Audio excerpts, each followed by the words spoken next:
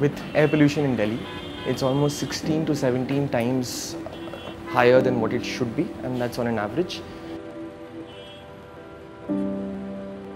If you look at peaks, so during, say, rush hour in the morning, it's almost 20 times higher. There are days where it goes even higher and so on and so forth. Perhaps what is most scary is the time period between 3 a.m. and say 6 in the morning.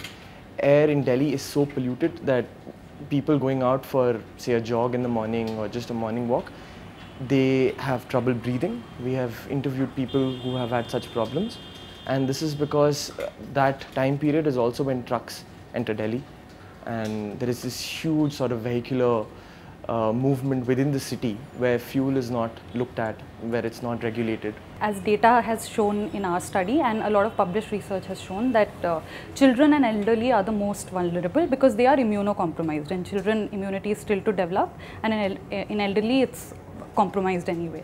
So in fact, younger children worst, after that you see older children, and then elderly. In elderly the complications are more, and in children what doctors say, I mean, there are, like, some doctors say that if you see a respiratory, if you just see an X-ray, a lung X-ray of a child, of a 7 or 8-year-old child, it is comparable to that of a chronic smoker. Lung function has reduced basically in children drastically.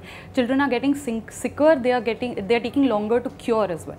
You know, in the early hours when children are going to school, when pollution levels are very high, you do see children are using masks again, especially during the early morning hours when pollution levels are high, or in the evenings when pollution levels are peaking. People have started wearing masks again, which is sad, because this you could see in the early 1990s when pollution levels were very high, and after CNG and everything, when the air quality improved, it had gone down, and now in the last 2-3 years you see that these masks are again visible in the city.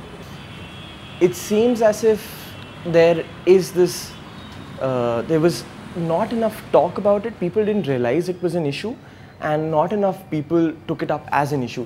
Even if one looks at the 2015 assembly elections, no political party talks about air pollution, even though everybody made the right noises before, sort of when the issue became this international issue.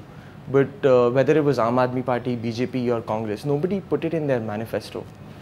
So it's not something, the measures which need to be taken are not necessarily things that people are going to be very happy with. So making diesel expensive, for instance, a lot of people will be very unhappy. The lobbies that Sheila Dikshit's talking about prevented a lot of political parties from taking the right steps at the right time.